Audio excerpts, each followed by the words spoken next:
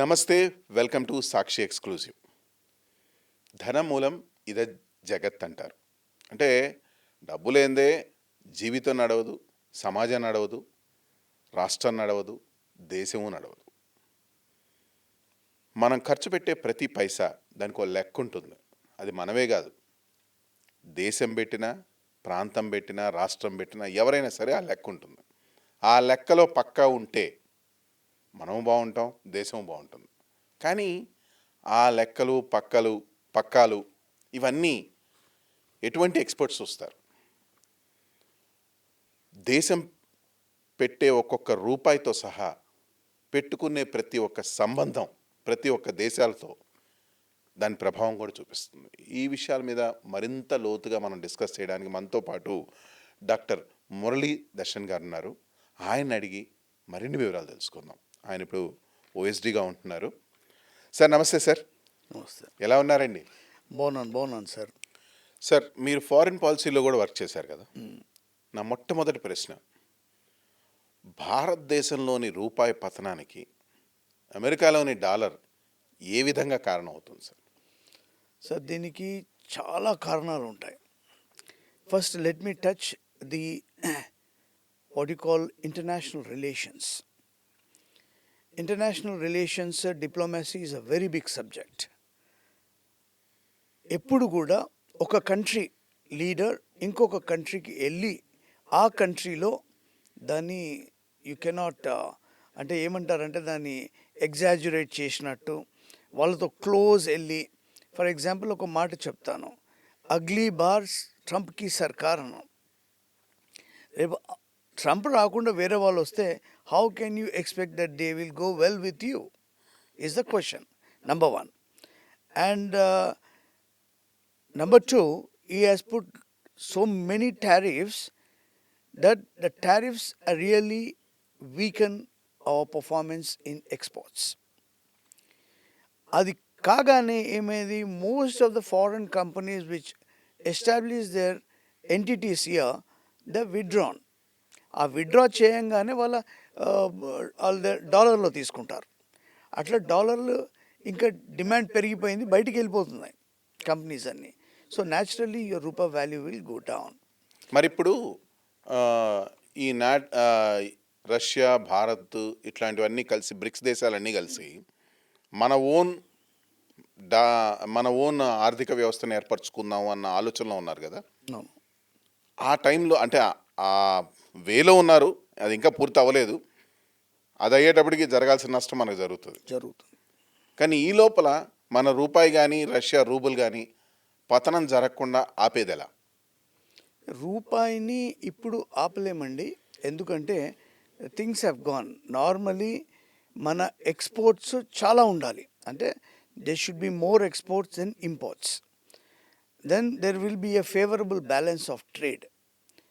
ఆ exports driven దీని మీద ఎందుకు ఇండియా కొద్దిగా ఇదిగా ఉన్నది అంటే, ఇండియన్ పాపులేషన్ ఈజ్ 1.40 crores.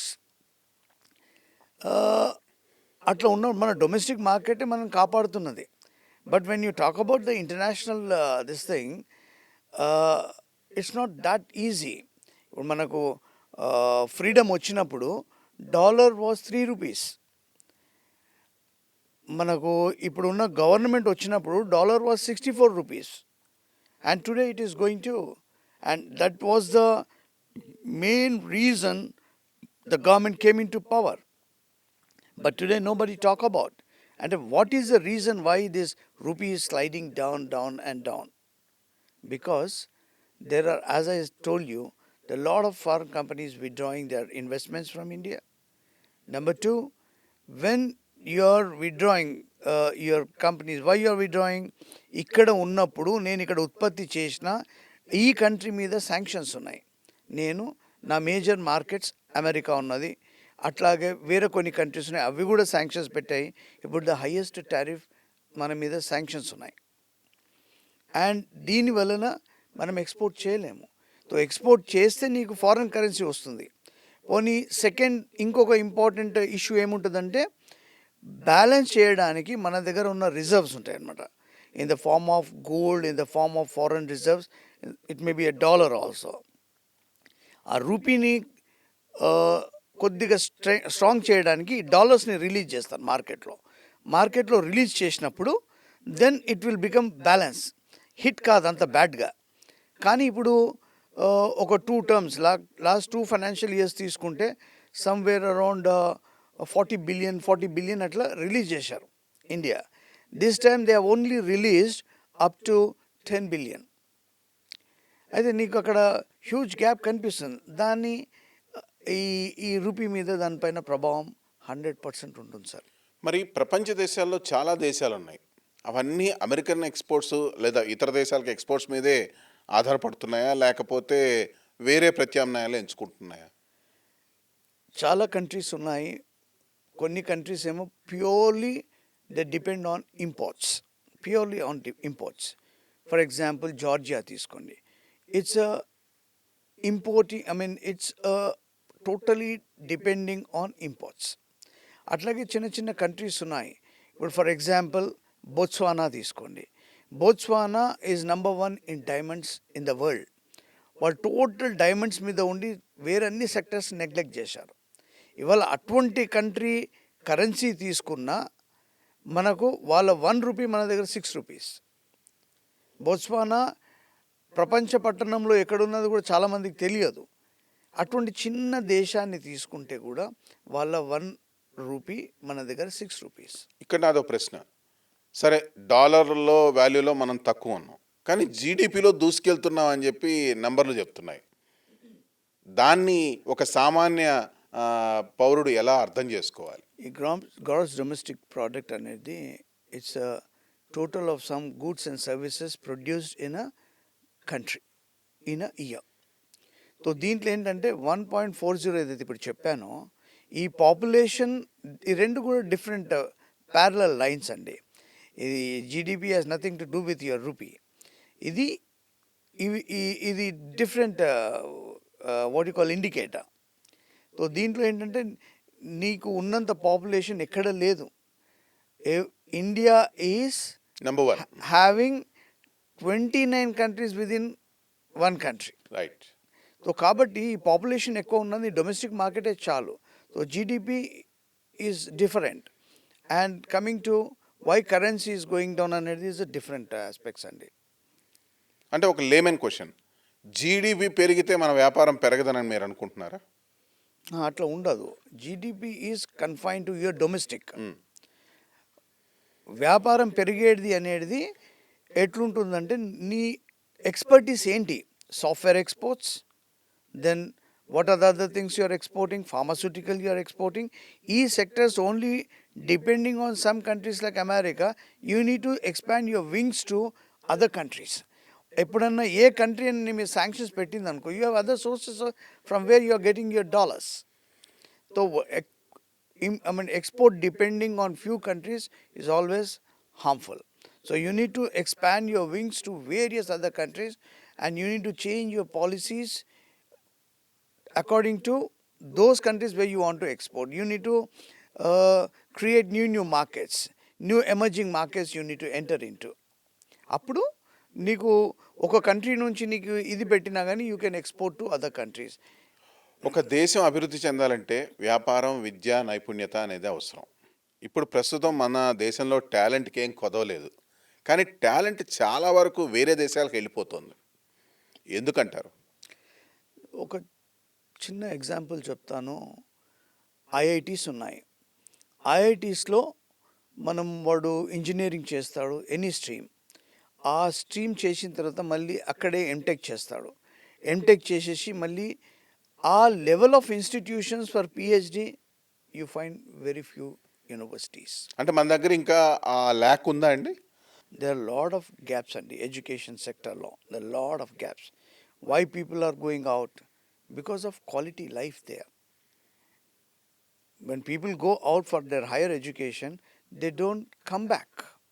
దాన్ని ఎట్లా మనము అట్రాక్ట్ చేయాలనేది పాలసీ అడ్వకేసీలో మనకు ఉండాలి. అక్కడ నేను అమెరికా పోయాను, నేను సెటిల్ అయిపోయాను, అప్పుడు ఆ ట్రెండ్ డిఫరెంట్ ఉండే. ఇప్పుడు America is also not comfortable. పోకపోతేనే బాగుంది అనుకుంటా. అట్లా ఉన్నాయి. కాబట్టి నీ education system, people to retain our own people who are highly educated. Today, India need intellectuals, and India need in almost all the domains. They need, whether you talk about politics or you talk about anything, India need intellectuals. కానీ sir ప్రపంచ దేశాల్లో భారతదేశ సంస్కృతి కానీ భారతదేశ నైపుణ్యత కానీ చాలా ప్రత్యేకమైంది అని అంటారు యాక్చువల్లీ. Yes, yes. మన ఓల్డ్ ఎడ్యుకేషన్ సిస్టమ్ కూడా చాలా స్ట్రెంగ్త్ అని ఉంటుంది అని అంటారు. అది ఎందుకు వీకెన్ అయ్యి వచ్చింది ఇప్పుడు ఇలా గాడి తప్పడానికి గల కారణాలు ఏమంటారు? సార్ దీని మీద నేను కొద్దిగా టైం ప్లీజ్ తీసుకుంటాను. Please. My country has a great history. You talk about education, my country has universities like Nalanda, Takshashila, where people used to come from different parts of the world and they used to study here. When Nalanda was burned, when the library of Nalanda was burned, it was burned for 3 months, 24 into 7. So ఒక్కసారి మీరు తెలుసుకోండి ఎంత treasure might have burnt. Even ఇవాళ కూడా మీరు వెళ్ళి max Miller Bhavan జర్మనీలో చూస్తే మన books you find there in the library. And when I'm talking about these kind of universities, when we had people, అంటే they have gone beyond the imagination of sciences అప్పట్లో. మళ్ళీ రాను రాను ఎందుకు ఈ విధంగా అయింది అని మీరు ఏదైతే ప్రశ్నించారో, the greatness of my country is my country never invaded any other country, but many countries have invaded my country and they have looted the treasure of my country, whether it may be education or it may be real what you call treasure. ఒక్క Padmanabha Swamy temple sir open చేస్తే entire world shake అయిపోయింది. అటువంటి ఇంకా 52 temples ఉన్నాయి మన దగ్గర, where the treasure is abundantly available. So కాబట్టి ఎందుకు ఇట్లా అయిపోయిందంటే, these are the reasons. When we got freedom, we were given beautiful constitution. After that, we have established IITs, we have established IIMs, we have established the medical universities, AIMS ఉన్నది for example. అట్లాగే we have established Navaratnas, and these are all things అప్పట్లో develop చేసిన తర్వాత ఇవన్నీ కూడా they have created huge employment opportunities for the people of India.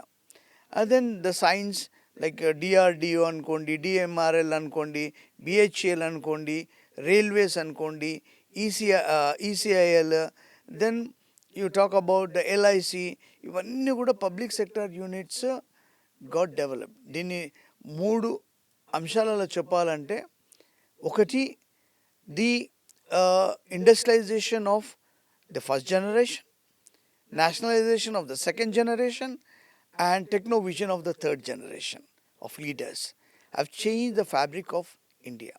ఇక దాని తర్వాత ఇవాళ మనం చూస్తే మనకు తెలుస్తుంటుంది ఎన్ని కైండ్ ఆఫ్ ఇన్స్టిట్యూషన్స్ వచ్చాయి, what kind of research we are doing.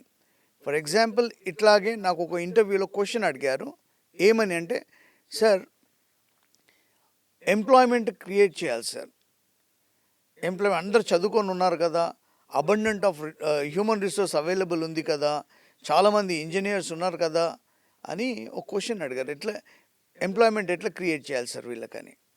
I said, India is having a beautiful coast line. India is having Bay of Bengal, Indian Ocean and Arabian Sea. దాని మీద నడిచే ప్రతి వెజల్, పెద్ద పెద్ద షిప్స్లో మెయింటెనెన్స్ ఆఫ్ షిప్స్ అండి, maintenance of ships చేస్తే any vessel which is traveling on Indian Ocean, Bay of Bengal or Arabian Sea, we can get the maintenance of ships, wherein which we can create 5 lakh jobs. మళ్ళీ దీనికి ఏం కావాలా అంటే, దీనికి experts కావాలా, expertise కావాలా. ఇవాళ అప్పట్లో ఐటీఐలో చేసిన వాడు ఉద్యోగం లేకుండా ఉండేదండి, ఉద్యోగం లేకుండా ఉండేది, ప్రతి ఒక్కడు ఉద్యోగంలో ఉండేది అప్పట్లో. అదే నువ్వు university of Helsinki in Finland వాళ్ళతో టైఅప్ చేసి నీ స్కిల్ డెవలప్మెంట్ కనుక చేస్తే అటువంటి చాలా ఉన్నాయి.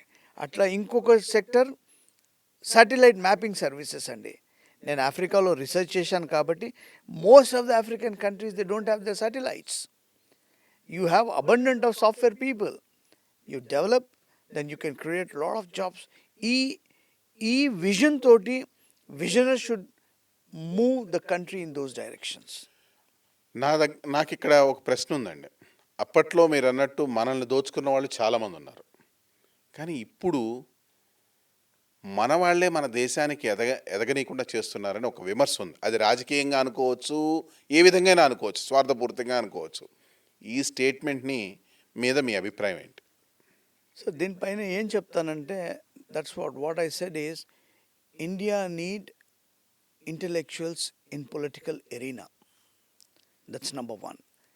If a person who is highly intellectual in one particular domain, for example, ఒక నేవల్ చీఫ్ ఉన్నాడు, నేవల్ చీఫ్కి ఏం ప్రాబ్లమ్స్ ఉన్నాయి ఆ డొమైన్లో, నేవల్ సెక్టర్లో అతనికి తెలుస్తుంది. ఒక ఆర్మీ చీఫ్ ఉన్నారు, ఆర్మీ చీఫ్కి తెలుస్తుంది కి లడాఖ్లో ఎంత పరేషాన్ అవుతున్నారు మన what you call the defense people there, the military people there. Then అదే విధంగా ఎయిర్ ఫోర్స్ ఉన్నది. అందులోకేని ఎవరిని కూడా ఎందుకు మనము ఎంపుకోము. This is one. And there are people available as far as the policy advocacy is concern. ఇప్పుడు ఫర్ ఎగ్జాంపుల్ నేను చెప్పానండి, I born and brought up in this place, and most of the people know about my credentials too, and how to utilize. Say for example, today Telangana is having a lot of crisis antunaru, but I will tell there are places, Mahaboob Nagar kini పలుగురాళ్ళు వెళ్తాయి చైనాకి. China bone China అని crockery produce చేస్తాడండి. దానికి ఇది base metal, ఇది లేకపోతే దాని crockery produce కాదు. సో ఇటువంటి కొన్ని అన్ట్యాప్డ్ సెక్టర్స్ ఉన్నాయి మన ప్రాంతంలోనే. అట్లా ఇండియా మొత్తం తీసుకుంటే India is having abundant of natural resources which need to be properly utilised for the welfare of the country. అంటే మన దేశంలో ఉన్న నిధిని మనమే గుర్తుపట్టట్లేదు చాలా చెప్పాలంటే, చాలా మటుకు. And we are distributing this thing to only few people. అంటే 2% of the people are having 98% of the wealth of this country. నా క్వశ్చన్ ఇక్కడే ఇంకొకటి ఉంది sir, sorry to disturb you. No problem. భారతదేశం మొత్తంలో 1% మాత్రమే ధనవంతులు ఉన్నారు. భారతదేశం చాలా పెద్దది, ఎందుకంటారు? దట్స్ వాట్ నేనేమంటున్నానంటే, ఇక్కడ వెల్త్ అంతా కూడా 2% పీపుల్కి డిస్ట్రిబ్యూట్ అయింది. 98% people they don't have wealth. ఎందుకంటారు? ఎందుకంటే your what you call your the political ఎరీనాలో ఈ డిస్ట్రిబ్యూషన్ అనేది నార్మల్గా ఏం చేస్తారంటే, ఫర్ ఎగ్జాంపుల్ ఒక మినరల్ దొరికింది ఒక మైనర్కి, అంటే మైనర్కి they have given permission and he got the one good mineral which is sold in different parts of the world which is having high demand. అప్పుడు గవర్నమెంట్ ఇంటర్వ్యూన్ చేసి ఏం చేస్తుందంటే, దాంట్లోకి certain proportion the government takes and that earnings will be utilise for the economic welfare of the country. అటువంటి ఏమున్నాయండి? ఏం లేదు. ఇప్పుడు ఫర్ ఎగ్జాంపుల్ కేజీ బేసిన్లో వచ్చిన ఆయిల్ని ఎక్కడో తీసుకుపోతున్నట్టు ఎక్కడ డిస్ట్రిబ్యూషన్ ఉన్నది? See you need to first of all develop the country equally. There should not be a difference between haves and have-nots. అంటే మన భారతదేశం అభివృద్ధి రాజకీయ అస్థిరత వల్ల కుంటుపడిందని అనుకోవచ్చా? 100% అనొచ్చు, 100% అనొచ్చు. అంటే there are good leaders, but still you need to have what you call intellectuals who can support you, guide you properly basing on the requirements of the country. ఇప్పుడు 1947లో when we got freedom, we had problems like thickly populated, unemployment, improper infrastructure. ఇవన్నీ ఇప్పటికి కూడా అవే ఉన్నాయి. ఈ రాజకీయ అస్థిరత అనేది అప్పటి నుంచి అలానే ఉంది అని అంటున్నారు మీరు? అప్పటి నుంచి అని కాదు, అంటే there are changes which are coming in. ఇప్పుడు ఫర్ ఎగ్జాంపుల్ మీకు చెప్పాను, ఐఐటీస్ డెవలప్ అయ్యాయి, ఐఎమ్స్ వచ్చాయి, పబ్లిక్ సెక్టర్ యూనిట్స్ వచ్చాయి, then you have your railways and all other things. For example, ఒక్క చిన్న example, all institutions should not be there in few people's hands. That leads to monopoly. Monopoly అయినప్పుడు he will become a dictator. He will dictate terms and conditions to the governance. అది కావద్దు. It should be equally distributed. ఏదన్నా కానివ్వండి. ఈ రాజకీయాన్ని కాసేపు పక్కన పెడితే చదువు ఉంటే ఉద్యోగం వస్తుంది, చదువు లేకపోతే నిరుద్యోగం అనేది ఉంటుంది. ఇప్పటికి కూడా భారతదేశం అంత పెద్ద అభివృద్ధి చెందుతున్న దేశంలో నిరక్షరాస్యత అనేది పూర్తిగా నిర్మూలన కాలేదు. ఎందుకంటారు? యువర్ పాలసీస్ అండి, your policies always makes difference. మీరు ఒక టార్గెట్ పెట్టుకొని ఆ టార్గెట్ డైరెక్షన్లో ప్రాపర్గా మీ పాలసీస్ కనుక లే డౌన్ చేసుకొని మార్క్ టు మార్క్ నేను ఎంతవరకు అటైన్ అయినాను, ఇంకెంత చేయాలి అని టార్గెట్ ఉన్నప్పుడు, అంటే దీనికి రోలింగ్ ప్లాన్స్ అవసరం అండి. ఇప్పుడు నేను ఒక గవర్నమెంట్ ఉన్నాను, నేను ఇప్పుడు పవర్లో లేను, ఇంకొక గవర్నమెంట్ వచ్చింది, నేను ఏవైతే పాలసీస్ చేశానో దాన్ని ముందుకు తీసుకుపోవాలి, స్టాప్ చేయొద్దు. అంటే అన్నీ నీకు నచ్చకపోవచ్చు, కానీ ఏవైతే ఎకనామిక్ వెల్ఫేర్, పబ్లిక్ వెల్ఫేర్కి ఉంటాయో దాన్ని రోలింగ్ ప్లాన్లో పెట్టి ముందుకు తీసుకెళ్ళాలి. మీరు చేసిండ్రు నేను చెయ్యను, మీరు చేసింది నేను ముట్టుకోను అన్నప్పుడు ఇవన్నీ కూడా ఎక్కడ ల్యాప్సెస్ అక్కడ ఉంటాయండి. ఇప్పుడు one Kerala can do it 100%, why not other states? Right. అంటే రాజకీయంగా ప్రతి ఒక్కళ్ళు వాళ్ళ స్వార్థం చూసుకోవడం బట్టే ఇక్కడ అభివృద్ధి అనేది కుంటుపడుతోంది. దాంతోపాటు ఈ నిరక్షరాస్యత ఇంకా అన్ని సమస్యలు వస్తూనే ఉన్నాయి. Sir, to conclude, what is your straight opinion or guidance to the upcoming students for the next generation? My sincere advice to the students' fraternity is that take the best of the education, try to support your country in growth, elect the best of the people who can run this country properly with a vision, who can take this country and the youth in an appropriate direction to a different levels, because India is having a great history and this legacy need to be continued. Today we have so many people who are educated, and the student power can change the entire system, what we have seen in the neighboring countries. And my submission to all the students fraternity is study the courses which are having demand globally, and go in that direction. Definitely you will succeed and you will get a good name and fame to the motherland. Also the same scenario, upcoming entrepreneurs కి మీరు ఇచ్చే సలహా entrepreneurship అనగానే ఒక పెద్ద subject అండి ఇది. ఒక ఇండస్ట్రీస్కి అనుకూలంగా ఉన్న పరిస్థితులు మన దేశంలో లేవు. టు బి ఫ్రాంక్, ఒక ఇండస్ట్రియలిస్ట్ కావాలంటే, ఒక ఎంటర్ప్రీనర్ కావాలంటే వాడికి ఏం కావాలి అనేది రిసెర్చ్ తెలపాలి. ఇప్పుడు ఫర్ ఎగ్జాంపుల్ నేను ఒక రీసెర్చ్ చేస్తున్నప్పుడు I could able to find lot of things. అట్లాగా మిడ్ నైట్ షో చేసేది నేను ప్రవాస్ భారతీస్కి, ఇండియన్స్కి who are living abroad. I use to make a midnight what you call show. ఒక రైతు, I remember from Kurnool or somewhere, he call me at 12:30 అండి, అంటే నేను షోలో ఉన్నాను. సార్ మేము టమాటోస్ బాగా పండుతాయి సార్, గిట్టుబాటు ధర రాదు, మేము ఏం చేయాలా సార్, మీకు ఏమైనా సజెషన్స్ ఉన్నాయా అడిగారు. అడిగితే నేనేం చెప్పానంటే,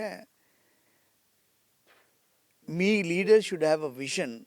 ఇంత పెద్ద టెక్నాలజీ ఏం అవసరం లేదు, absolute technology from Singapore or Malaysia, you get the technology to your rural area, convert these tomatoes into tomato ketchup or tomato sauce and sell it in all the, and tell the government to come out with a geo that all the multinational companies operating here in India need to buy their tomato ketchup or tomato sauce. Enduku price రాదండి? So atla the research community should help the entrepreneurs, and entrepreneurs today lot of startups are coming up. ఈ స్టార్టప్స్కి ఏమి కావాలా, ఎటువంటి research కావాలి, ఏం చేస్తే నా కంట్రీ ఫోకస్ ఏరియాస్ ఏంటి, ఈ ఫోకస్ ఏరియాస్ని ఎట్లా డెవలప్ చేయాలి. ఫర్ ఎగ్జాంపుల్, ఇప్పుడు మనం డైమండ్స్ కట్ చేస్తామండి, డైమండ్స్ కట్ చేస్తాం సూరట్లో. అది వేరే రీజన్స్కి ఎందుకు వెళ్ళొద్దు, ఎందుకు వాళ్ళకి మనము ఎక్స్పర్ట్ని తయారు చేయొద్దు.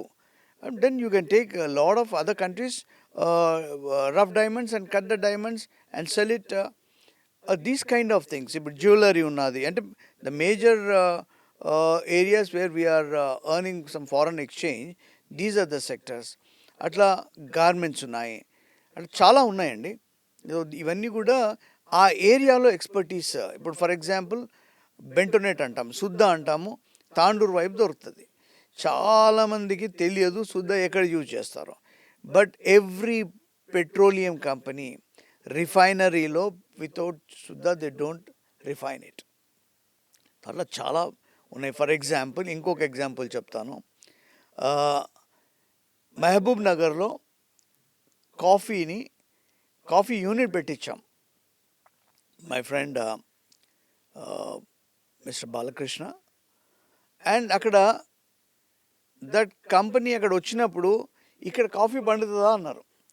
We import coffee from Kenya, we import coffee from Uganda, Ethiopia, and we do process and export to all the European countries. అట్లా వాల్యూ అడిషన్ దానికి కూడా హ్యూజ్ పొటెన్షియల్ ఉన్నది మన కంట్రీలో. కానీ అవిట్లని potential countries, say for example యుగాండాలో వాళ్ళకి అంత #1 కాఫీ ప్రొడ్యూసింగ్ కంట్రీ అయినా వాళ్ళకి యూనిట్స్ లేవు అక్కడ. వాల్యూ అడిషన్ ఇక్కడ చేసి you create employment for your people. So అట్లా చాలా ఉన్నాయండి చెప్పుకుంటూ పోవాలంటే. సో ఎంటర్ప్రీనర్స్కి రైట్ ఫీడ్ ఇవ్వాలి, రైట్ ట్రైనింగ్ ఇవ్వాలి. అట్ ద సేమ్ టైం ఇప్పుడు దీనికి చైనాలో ఎందుకు ఎంటర్ప్రీనర్స్ డెవలప్ అయ్యారు, నీది ఒక ప్రాజెక్ట్ మంచిగా ఉన్నదంటే దే ఫండ్ ఇట్. ఇక్కడ ఉన్నదా, it's a question mark. Right. So the lot of difference అండి. ముందు మీ గురించి చెప్పండి sir.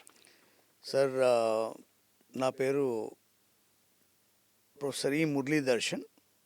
I born and brought up in Hyderabad, did my schooling here itself, and education, entire education, intermediate, graduation, and PG from Hyderabad only, and PhD is also from Hyderabad, from Osmania University.